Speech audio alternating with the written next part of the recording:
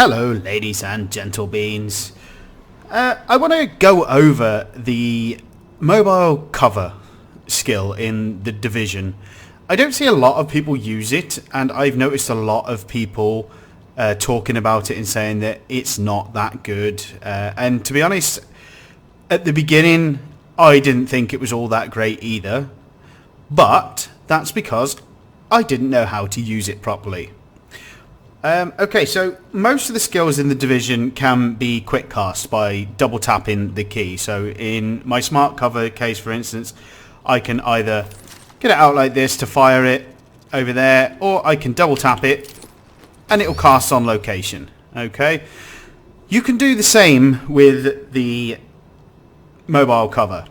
If I press Q once, I can throw the mobile cover where I want, but if I double tap it, it deploys and puts me straight into cover, straight away.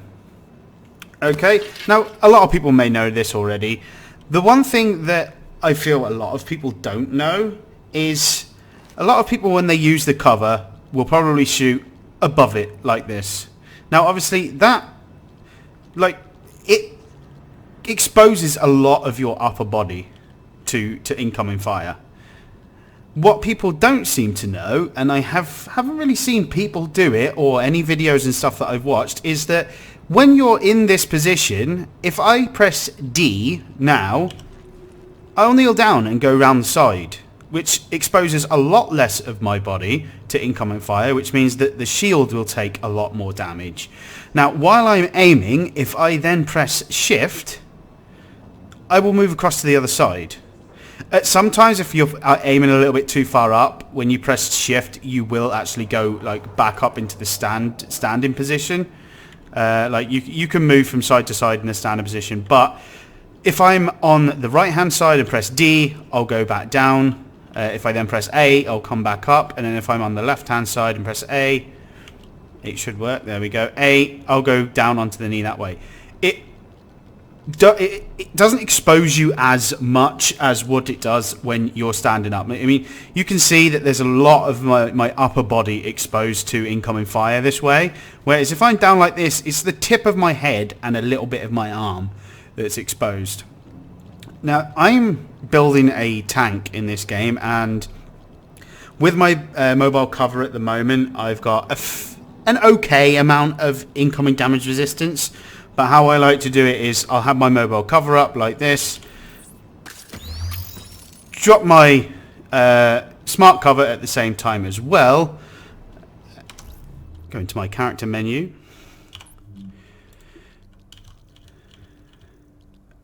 and I have a 97.50% damage resilience. Now, I am well aware that smart cover stacks if you're in a group, but I am also under the thought that doing such a thing is pretty much an exploitation of game mechanics. In my opinion, they need to make no skill stack. Any kind of skill should not stack upon one another.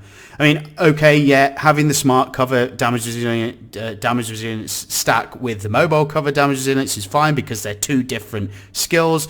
But if two people were to put smart cover on to any piece of cover, especially with the smart cover that I've got now, where it reduces my damage resistance is 75%. You can see there, 70. If two people put that on one piece of cover, that's 150% damage resilience. Now, I'm pretty sure there's an upper limit. I mean, I can get mine up to, like you said, 96, so around that area, which is pretty much better than having the signature survivor link active all the time, because that's an 80% damage resistance. Granted, you can move with the survivor link active, but when you're in a mission or when you're fighting something, like if you've got that much damage resistance hiding behind a shield with smart cover on, you shouldn't need to move. The smart cover at the moment the mobile cover at the moment lasts a fairly decent amount of time. Even in the challenge modes missions, if it's getting shot at all the time, it lasts a decent amount of time. I mean, the one that I'm using at the moment is the countermeasures one because it gives me increased damage because I'm solo at the moment.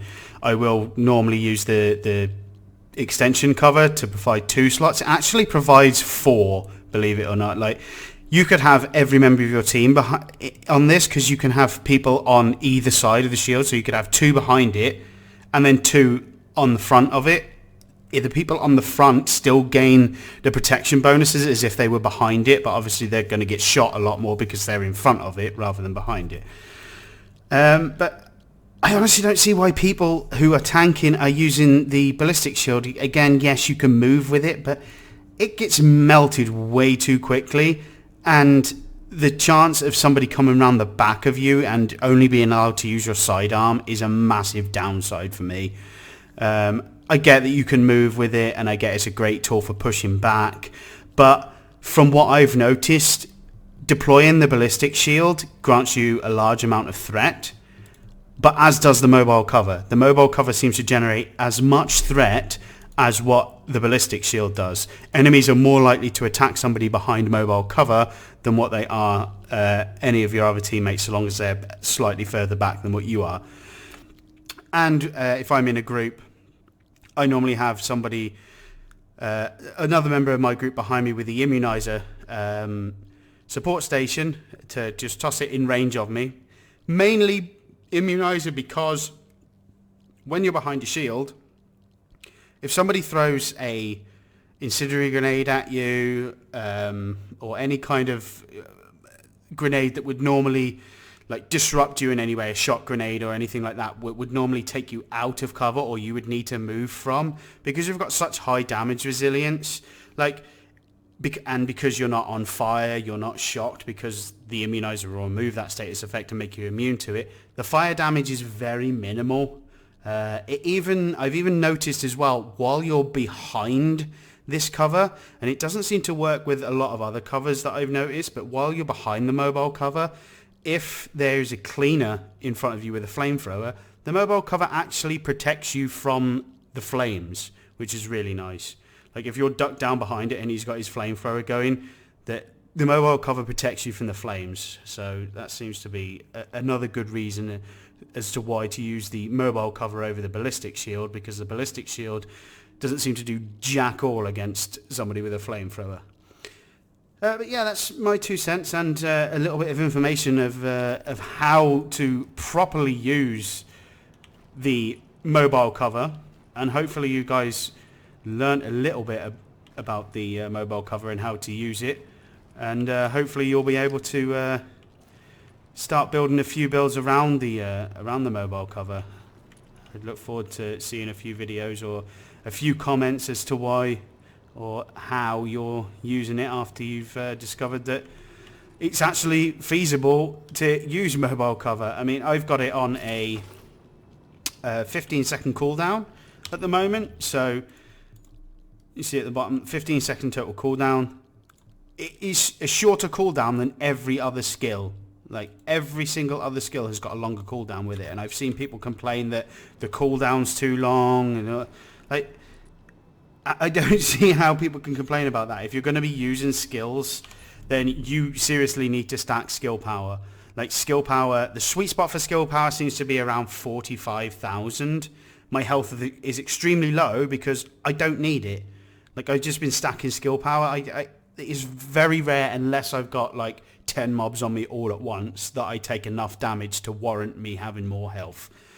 But yeah, hopefully you guys learned a little bit more about the mobile cover in this video, and I will see you next time. Bye bye.